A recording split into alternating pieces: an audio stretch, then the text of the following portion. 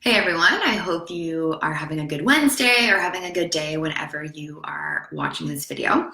I do a lot of Q&As inside my Business Builder program, which is like an online membership group that I run. But I love doing the Q&As. And the other week I threw out, to you guys on Facebook to ask me some questions you might have about life or your business that I could actually answer on a Facebook Live. And so I thought today I'd actually just answer a whole bunch of them for you because why not? Why not do that on a Wednesday afternoon? Okay, so one of the questions that I got asked was tools and resources that I use to avoid burnout in my life or business. And the actual question was like things that I do for self-care. And I really make it, I really want to note that for me, self-care sometimes in the world can seem really frivolous when we talk about it. It's almost to a point where it's kind of losing its meaning. So whenever I talk about self-care, I always want to put it up in relation to burnout, because that's the point behind self-care. It's to combat and avoid burnout. And if you have really good self-care practices and are conscious and aware of what your energy levels are and making sure you're doing things in your life and your business to remain healthy and happy both physically and mentally, then burning out is something that realistically you should never come close to. So for me, and I've definitely suffered from burnout in my life. And a lot of the times when it happens, it's, I could maybe see it coming, but I also couldn't. We all sometimes get into those phases where we tell ourselves that we're able to manage the certain level of stress or overwhelm that we have. And most importantly, that thing's going to be temporary. And so because we tell ourselves that something's temporary, we're comfortable with pushing ourselves. And I do ascribe to that philosophy of sprinting as long as you make sure that you have the downtime to rest in between. So a lot of the ways that I avoid burnout in my personal life and in my business is that making sure if I am going to work really, really hard and something's going to get a lot of time and attention for a certain period of time, that when that thing comes to an end, I have scheduled in, whether that be like going on a long vacation or going to my family cottage or just like hanging out at home or doing something fun with friends and family. That's a really important thing. If you know consciously that you're going to push yourself for a period of time and that there's no real way around that, like if you're going to launch something as an example, you're going to probably push yourself more. So just making sure you have that scheduled in downtime afterwards. And if in your life, maybe you just know that you have a really, really busy period of time coming up, maybe it's just like months worth of birthday parties and a whole bunch of kids stuff at school and a whole bunch of stuff at work. And so you know that there's a lot of stress. Make sure that you've planned in a break, like a legitimate break. A weekend is not enough time, but a legitimate break where you get to recuperate and recharge, because that's really, really important after you sprint and put in a lot of energy. But for me, like things that I do on a day-to-day basis or in a week to avoid burnout and for self-care is I do things that make me feel good, and that make me feel good because they actually make me feel good, not because other people tell me they should make me feel good. I make time in my life to play sports, both because obviously being active is important for us, but also because I don't always like working out, which is exactly why like I have a trainer, so I have the accountability piece so that I actually do work out, but then I play sports because for me it's a really fun way to be social. I get in exercise, and for me when I'm playing sports, it's like this sort of like meditative thing where I'm incapable of thinking about what's going on in my business or what's going on in my life, even if I'm really stressed out, because I have to pay attention to what's happening on the court or on the field, depending on what sport I'm playing. So for me, like my self-care is also finding ways to be able to unplug from work or unplug from my life by doing something that's healthy and that I enjoy. And so for me personally, that is sports. I also do meditation. I don't have an insane attention span. So for me, I just do like 5 minutes of a little meditation in the morning, and it's like a guided meditation off of YouTube. And I just type in like quick 5-minute abundance meditation and I listen to that. And that really helps me start off my day positively. I do gratitude journaling in the morning. So just like I am grateful for, and sometimes it's just like I am grateful for this hot coffee that I have. I am grateful for the fact that I had a roof over my head last night. Like the gratitude doesn't have to be huge, but then sometimes the gratitude can be way more specific. Like sometimes I go into detail about, the qualities and characteristics that I'm grateful for in my partner or my friends or in my family. But that also really helps me so that even if I'm feeling really stressed or worn out, or say something didn't go well in my business or something didn't go well in my life, practicing this gratitude reminds me that I always have something to be happy for or about, and I always have something to be grateful for. And that like can only lift your mood and make you feel better. And it's really, really hard to burn out if you're really happy and it be a genuine, real happy. So I find that gratitude thing is important. And then another thing for me for avoiding burnout and my self-care practices is just like giving myself permission to do things that I like, that are just for me, that have no point. So as an example, sometimes I just really like to go for long drives and buy an overly expensive coffee, because why not? Sometimes I just want to go out for a nice dinner, because why not? Sometimes I just want to sit and watch Netflix. Why not? I don't always have to have this super intentional reason as to why I'm doing something.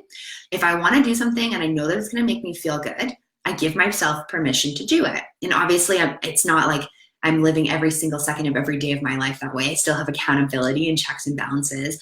But if I am working hard and if I'm pushing myself and if I'm like doing the things that I need to do, then I also in turn owe it to myself to give myself the permission to just do things because I want to do them, that are just fun.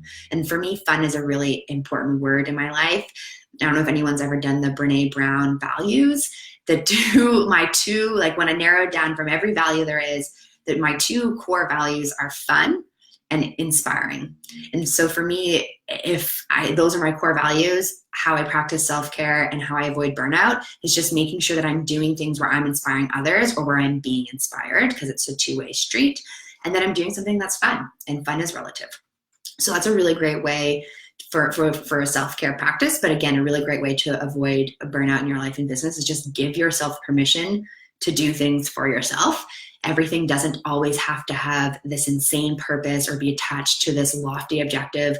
And especially if you're a woman and especially if you're a mom, everything that you do does not have to serve your family or your children.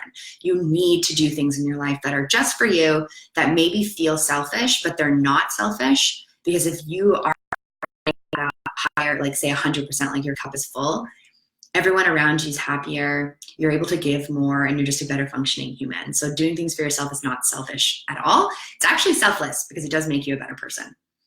Okay, another question I got asked was, sorry, my facial tick today is going crazy. I think it's my allergies. So building a community or audience outside of friends and family. This is a really great question.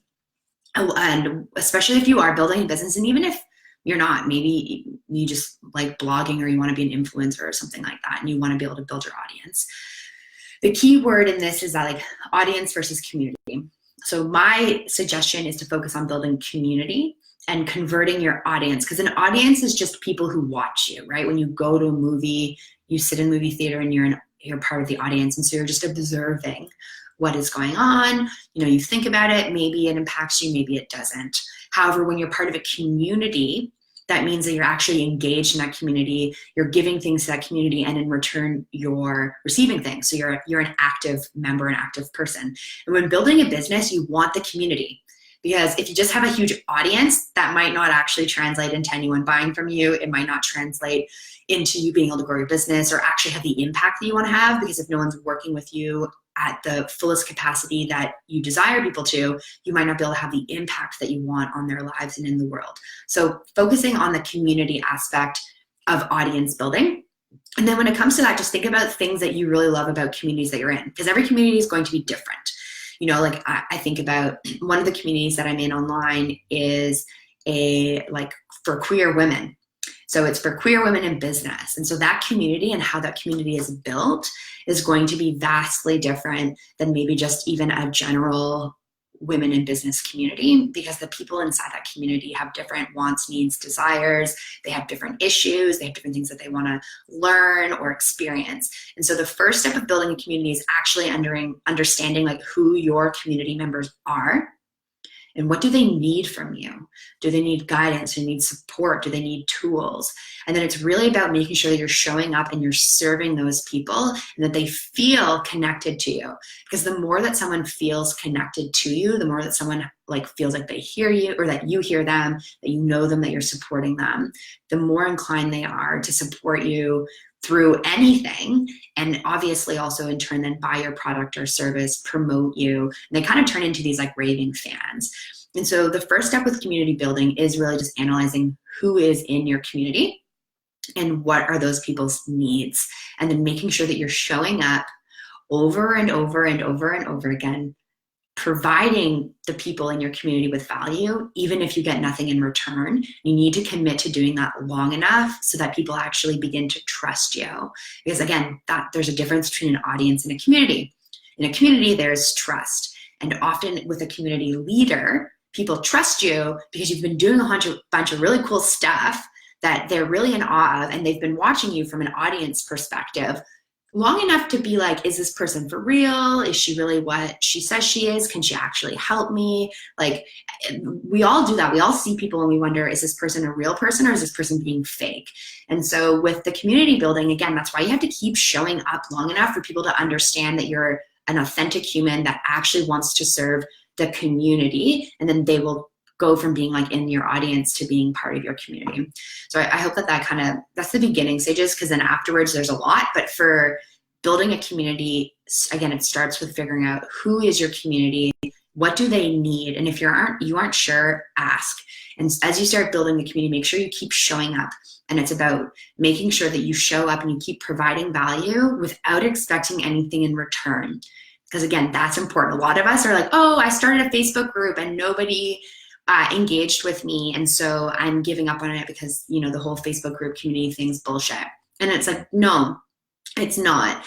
The problem is that you made a group, you showed up 10 times, maybe did a few videos, made a few posts, nobody engaged with you, and so you called it quits. And it's because you built this community and you fail to recognize that first community members start as an audience, they start as lurkers, and they're lurking around and they want to see if you're the real deal, and they want to see if they can trust you, and they want to see if you're going to be the person that they really build a community with.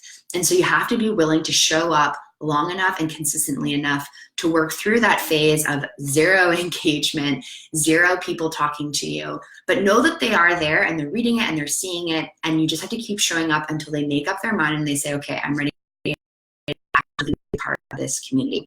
So that's really like the beginning stages, and the key to those beginning stages of building a genuine, real community is, again, figuring out what the community, who they are, what they need, and making sure you're showing up there long enough for them to like, know, and trust you.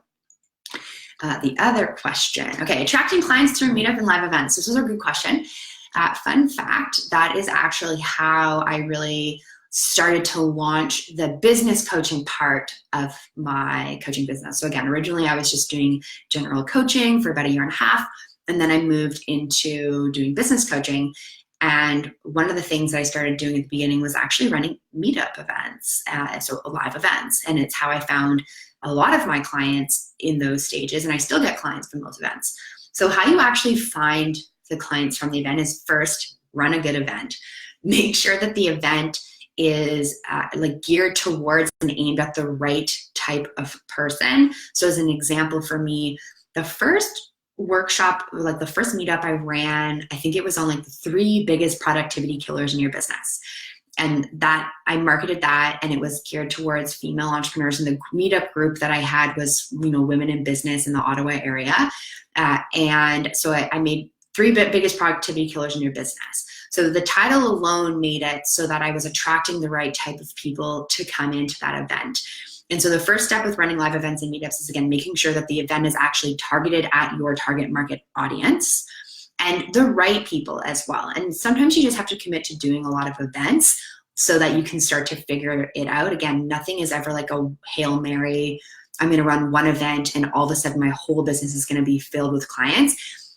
That's not how it works. If you're going to do a live event or you're going to do a meetup, you want to commit to doing at least like 5 or 6 so that you can figure out the logistics of planning a live event. You can figure out the logistics of what content do people want. And you want to do it long enough, again, just like the community aspect. People have to trust you before they want to work with you. So if you just run one random event one time and then you never show up ever again, it doesn't really instill a lot of faith in people. But if they start seeing that you're running events continuously, which is what I was doing, I was running an event at the beginning like every 2 weeks. And that really instilled in people that I was serious, that I wasn't going anywhere, and that I was an expert and that they could rely and trust on me to give them information on how to grow their business. So using the live events is, again, it's a part of a larger strategy. It's not your Hail Mary, I'm going to run one event and fill my business with clients. Again, it's part of like a continuous stream that you're going to put into motion in your business. And it's okay if you start it and you decide it's not for you, but you need to commit to doing at least a handful of them. You can't just try something once and then decide that it didn't work and quit, because you're just a quitter if you do that. It has nothing to do with the thing not being right. You just quit way too early. And then how to actually, like, you run an event geared towards your target market audience. You provide them with really awesome content so that you wow them and they're like, holy crap, okay, if this is what I'm getting in like a 2-hour, $20 workshop, I wonder what it would be like to work with her. Or I wonder what it would be like if she were to able to see the behind the scenes of my business. Again, I'm just using an example for me because I was using it to launch my business coaching. And then I would follow up with people. So I would obviously get their emails. That part I hope you know. So get their emails and then you can follow them up, send them their slides. I always said I'd give you the slides in exchange for your email address, and I put them on my email list. And I still have people on my email list like 3 years later who went to my events, which is really awesome. And they actually still open them because I can see who opens my emails. So getting that, again, running the continuous events, because this is important. What I started to notice, because I was just running like a 2-hour, $15 workshop. I was renting out a boardroom space. So this wasn't like a high 50-person, 60-person event. Because the question was about meetups specifically. In meetup, we can have the smaller groups. So for me, I was running them back to back. And so what I started noticing is that I started getting the same group of women more or less coming to the majority of my workshops, which told me that, one, they're committed to growing their business. They like and trust me, and they obviously feel like my content is valuable, but most importantly, they're obviously struggling to grow their business. That's why they keep coming to all of my events. It's not because that one topic really resonated with them. It's because all the topics that I'm talking about is resonating with them. So what I started to actually do is reach out to those women individually and say, hey, like, I've noticed that you're coming to a lot of my workshops. Like, is there anything that I can help you with? Or like, where are you at in your business? And I start to get to know more about where they were in the business. And some of those women became one-on-one clients, and some of those women that the timing wasn't right for them to work with me, but then they ended up becoming clients like later on down the road. And some of them, they never became clients, but they refer me all of the time. So part of running live events too is also about figuring out who is your audience and who do you see coming all the time and who talks to you afterwards, or what people all of a sudden start following you on social media. And, again, that's why if you do my course or you do that free challenge I put out, I talk a lot about like your buyer's your buyer's journey and your orbit.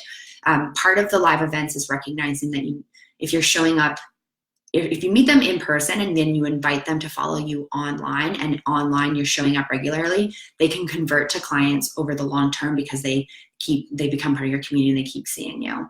But then again, it's just who keeps coming to your events. If these people keep coming to all of your events, don't be afraid to approach them and be like, hey, like, why do you keep coming? Or like, what can I help you with? And depending on obviously your product or your service, it might change.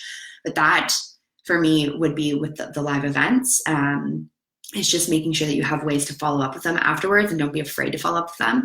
And if you don't follow up with them, then they're probably not going to be clients. And making sure that with events, you're committing to doing like a few of them so that you can actually build momentum and that you can distinguish yourself as an expert in whatever the thing is that you're doing, and you can actually build a following and build a community that way. Okay, the next question that I was asked was this concept of being a slow entrepreneur. So I looked it up because like that website hadn't been launched yet. So what I gather a slow entrepreneur is somebody who's sort of trying to rebel against the hustle entrepreneur. And I think that this is really, really interesting. I honestly feel like I fall in the in-between. I'm definitely not a slow entrepreneur, but I don't ascribe to, or at least I don't self-identify as the crazy grind hustler entrepreneur. But I think that that's just like my own labeling, because I think people watching me probably would describe me as a hustle entrepreneur. So I just wanted to talk about it because I do like the concept of a slow entrepreneur. And I think that if more of us thought of entrepreneurship in that slow term, more of us would actually commit to our businesses and see success.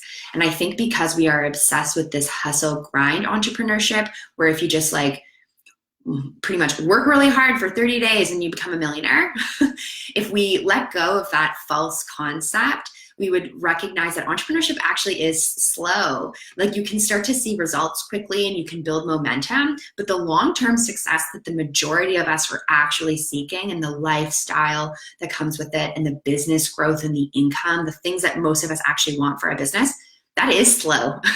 And it's slow because it's every single day you go out there, you're putting like bricks and you're building out this foundation to build your entire empire on. If you don't build out the foundation properly, your empire is going to eventually collapse because it's like a house of cards versus an actual sustainable, legitimate, badass castle.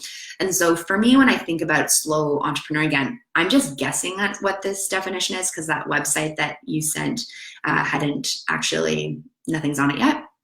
But if most of us thought, or if more of us thought about entrepreneurship as a long game, as a slow burn, we would be so much more likely to become successful because then when we sign up for entrepreneurship, we understand that we're committing to something long-term. Whereas the problem with the hustle and grind, which you need to hustle and you need to grind to build your business. Like you have to have massive action. You have to be willing to get uncomfortable. You have to be willing to do things every single day to grow your business. But sometimes when we get stuck in this hustle grind, what happens is we really push ourselves. Like we push ourselves too far. We're often not actually doing the things we should be doing to grow our business. We're emulating what other people are doing, thinking that somehow it's going to work for us. But we're all different and our businesses are different. And our personalities are different. So our strategies have to be different. But because we think, okay, I'm going to hustle and grind super hard for 6 months and then I'm going to quit my job. The problem is that you hustle and you grind for 6 months and most people don't quit their job. And most people don't end up quitting their job because it's going to take more than that 6 months. But because you pushed yourself to the brink of like insane burnout, you crash and burn and you give up on your business and you say this whole entrepreneurship thing is bullshit. And you see this a lot with network marketing and like the MLMs, which I think that network marketing MLMs are legitimate businesses. There's definitely some companies that are pyramid schemes, but I think that a lot of the companies out there are actually quite legitimate and really good. But it's the mentality. A lot of people who sign up for them expect to make a whole bunch of money within the first few months. And when they don't, they quit. So again, if more people adopted this whole slow entrepreneurship, my definition of slow entrepreneurship, they would be more likely to succeed over the long term because they recognize that it's a commitment. Like when you think about having a baby and raising a child, you recognize that like the incubating period of the baby growing in your belly is 9 months. You don't think that after the 9 months you have a fully functioning, independent adult child that can now pay your retirement bills. No, you understand that that 9 months is like part of the process and the child's born. Then you've got like a solid 25 years of like growing, like feeding, helping this child grow into a fully functioning adult. It's the same thing with our business. We want to make sure that we understand that it's a long process. It's going to take a lot of time for us to get to where we want. And a lot of times relative. And for some people look at me and where I am in my business and they think, okay, but you did it really quickly.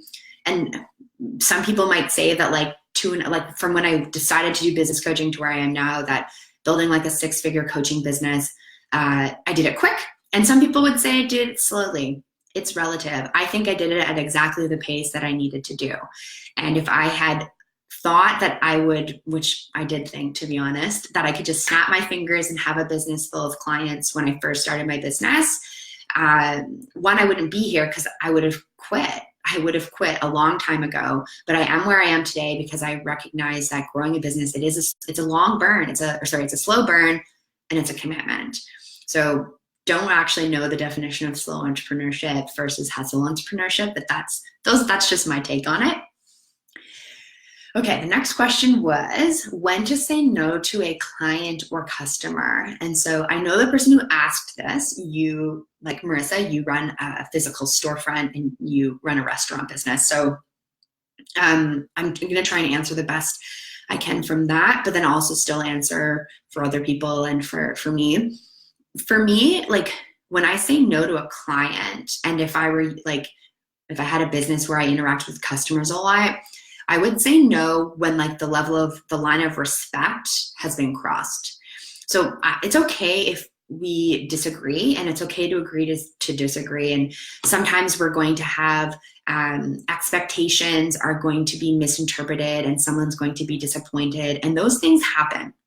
And as long as they're dealt with like in a respectful manner, then you can usually find some common ground and figure it out. But when you say like, when I actually will be like no to a client, and that might be like, no, I'm not doing that for you, or no, like I'm not giving you a refund, or no, in your case, yeah, Marissa, maybe like, yeah, like, no, I'm not going to give you a refund on your food.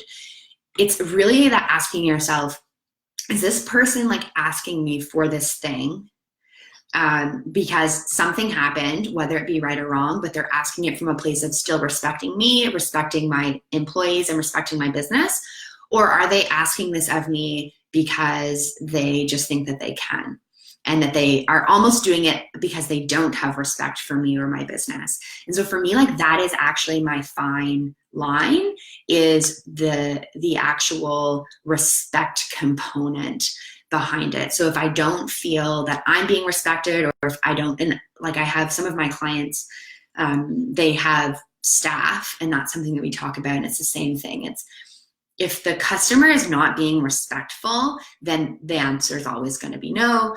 And like if the client is not being respectful, the fact that like we're human or your employees are humans, then like for me, like that's where I draw my line. If they are being respectful and I still don't 100% agree with them, I will like tell them that I don't agree. However, I respect their viewpoint and I can understand it from their perspective. That's how they feel the situation is.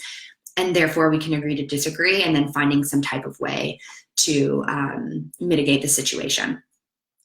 The next question I had, oh, that was it. But I can see that people have asked me questions, or I have some comments, but for some reason, I can't see them. So I'm just give me 1 second, please. Okay. You can hear me talking. Nothing worse than that. Okay, cool. So, okay, yes, someone told me, thank you, Natalie, that I'm a hella hustler.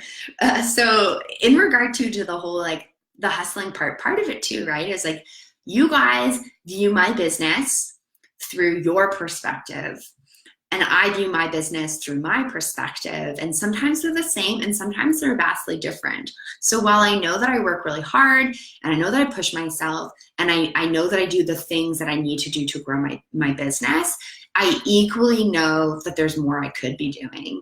But for me, again, it's finding that line between like, am I pushing myself to push myself, like, and it kind of be crazy, or am I trying to be strategic? So if I'm being strategic with pushing myself, I'm all for it. If I'm pushing myself in a way that might like ruin my energy levels or like have me burn out or something like that, then I'm not about it. And it always, for me too, it is that mentality of I'm committed to running my business long term. So I'm okay if I do things right now and they don't work out. I'm okay if I try stuff and it blows up in my face. Like I'm okay with those things because I'm committed to figuring it out and moving my business forward like day by day. I don't ascribe to, oh my goodness, I posted something on Instagram or on Facebook and nobody responded to it. Oops, I guess this means that this whole program was a waste of time and money and I don't know how to get clients and no one's gonna buy from me ever again, which is sometimes what we can do. And so that for me, what I like about my version of slow entrepreneurship is that you just recognize that every step that you do is not the end all be all of what you're doing. It's just a step. And sometimes you're going to take a step and you're not going to get the results that you want, but that's okay because you know that there's another step coming. And just keep going over and over and over again until you essentially get to where it is that you want to be. Okay, so I'm just reading the comments, sorry. so weird. I was thinking about asking to cover burnout in my next live. So I covered it a little bit there, but I'll be sure to cover it too again in the Business Builder Q&A. Catherine, do you schedule it? I'm not sure what you mean, sorry, because I didn't get your comment on time. But if anyone else has like any questions, feel free. I don't mind doing some of these like random Q&As for you guys, because like I said, they're kind of fun. I enjoy them. And I really do want people to get more of a behind the scenes in how I think and how I operate and what my business is like. Because again, so many people look at me, and I was having a conversation with a client this morning, and we were talking about that, just like misconceptions that people have. So I view myself and what I'm doing one way, and I know like more or less what I'm doing, and other people view me a different way. And sometimes what happens is when we see people who are doing the thing that we want to do, we have a tendency to put them on a pedestal. And when we put them on a pedestal, we tell ourselves that they inherently have more skills or resources or natural talent than we do, and that's why they're successful, and that's why we won't be. And so by doing these things, and you guys feel free to ask me like the ins and outs of my business. I have like nothing to hide, and I'd be more than happy to share them with you, because I want you to recognize that there should definitely be no pedestal, but also recognize that like I am no different than you. You might feel that we are different, and obviously, you know, every person is different, but what I mean is that like the things, who I am and what I'm doing and the skills that I have and the resources that I have don't actually make me more inclined to be successful than you. The difference maybe is just I'm tapping into some of my skills more than you are, but you equally have as much skill and talent and resource as I do. You just might not be aware of it. You might not be tapping into it, or you might just be blocking it because of limiting beliefs or self-sabotaging tendencies, because maybe you don't think that you deserve the thing that you want. So I really, really hope that you guys got some value out of today's video. Again, if you have any questions or anything like that, please always feel free to reach out. I want you to live a really great life. I want you to run a really awesome business. And there's no better day to start, you know, becoming the person that it is that we want to become than today. So as always, I hope you guys enjoyed the video. Keep kicking ass, and we will, just got a new computer set up. Talk to you soon. And as always, you rock. Bye.